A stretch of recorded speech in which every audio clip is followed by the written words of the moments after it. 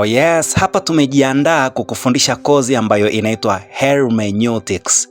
Ni kozi ambayo inahusu kanuni 10 za kukuwezesha na kukusaidia wewe uweze kutafsiri maandiko ya Biblia kwa usahihi ili uweze kuyatumia kwa halali, kwa sababu suala sio kutumia tu Biblia au sio kuona tu mtu kwa vile anasoma Biblia ukasema si anasoma tu neno la Mungu. Jamani, kwani ana shida gani? Swala ni je, unatumia maandiko kwa halali? Je, mtumishi fulani huyo anatumia Biblia kwa halali? Kwa sababu lazima andiko litumike kwa halali, kwa sababu na uwezo wa kutumia Biblia visivyo halali. Unaweza kutumia Biblia kuhalalisha mambo yasiyofaa na watu wakaona mbona kama ni Biblia jamani imesomwa ni kweli.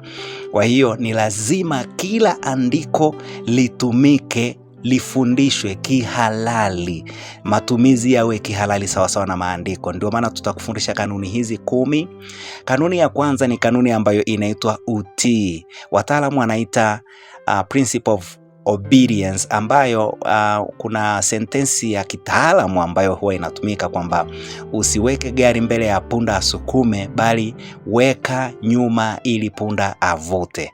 Kwa maneno rahisi wanamaanisha usiweke wazo lako mbele ya neno la Mungu, yani wewe ndio usukume neno la Mungu, hapana, bali weka wazo lako nyuma ya neno la Mungu, neno la Mungu likae mbele ndio livute mawazo yako wewe. Okay, tutaona kwa undani hiyo kanuni ya utii, principle of obedience. Kanuni nyingine ya pili ni kanuni inayoitwa kanuni ya uvuvio, inspiration. Matumizi makuu matatu ya kila andiko. Kila andiko ambalo unaliona kwenye Biblia linaangukia kwenye mojawapo ya matumizi hayo matatu.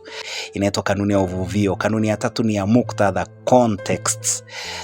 Hapa tuona kanuni nyingine inaitwa kanuni ya yaliyomo, content.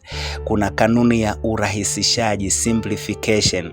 Kuna kanuni ya upatano, muhimu kabisa hii. Wale ambao wanasema Biblia huwa inajipinga, namna ya kupatanisha maandiko yale ambayo yanaonekana kama yanajipinga. Ni kutokusoma tu kunatufanya tuone kwamba Biblia inajipinga, lakini no, ukisoma kozi hii vizuri ya Hermeneutics utaweza kuifafanua, utaweza kupatanisha haya maandiko ambayo tulikuwa tunadhani kwamba yanajipinga na Biblia inajipinga.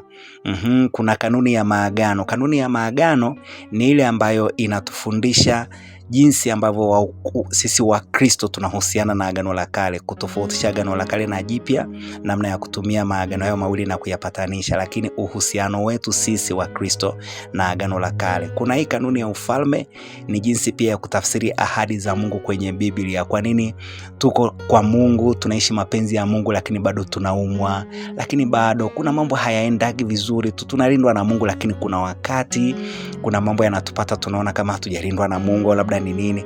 Yes, sasa hii kanuni hii ndio inakutoa kwenye mitego mingi sana ya ibilisi ya kukuambia njoo, ukija hapa shida zako zote zimeisha, utaishi hapa duniani kama uko mbinguni, utaondokana na hizo ahadi hewa.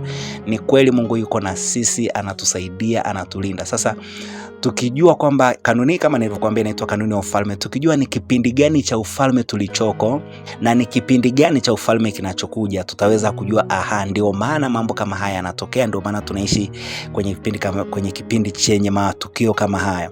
Sasa kuna hii kanuni nyingine inaitwa jinsi ya kutafsiri mifano ya Yesu. Alafu kanuni ya mwisho ni jinsi ya kutafsiri unabii katika Biblia. Piga hiyo namba hapo chini unayoiona, wasiliana na sisi, tunafundisha kozi za Biblia online kwako wewe ambaye huna nafasi ya kwenda chuo, huna nafasi kwa sababu una huduma, una kazi, una familia, uweze kwenda chuo cha Biblia, lakini pia pengine una nafasi ila huna fedha, zile gharama nyingi za kwenda chuo. Sisi tunakufundisha kwa miezi 6, kozi 15. Tunapambana nawe ndani ya miezi 6, unakuwa umezipata, umekomaa kiroho, umemjua Mungu vizuri, umejua namna ya kutumia Biblia vizuri. Hakikisha unafuatilia chaneli hii, tumeainisha kozi zote tunazozifundisha, na hata pia ukiwasiliana na sisi tutakutumia kwanza listi ya kozi zote, utaziona, na pia tutakujibia maswali mengine ulionayo. Ni 30 tu kwa kila mwezi. Yes, of course ni vile tu kwamba sisi sio taasisi, sisi sio chuo kwamba tunakupa cheti, lakini tunakupa tu ile elimu kwa sisi ambao tumeenda vyuo vya Biblia. Kama ni mchungaji, vitu kama hivi ni lazima, endapo hujaenda chuo cha Biblia ni lazima usome.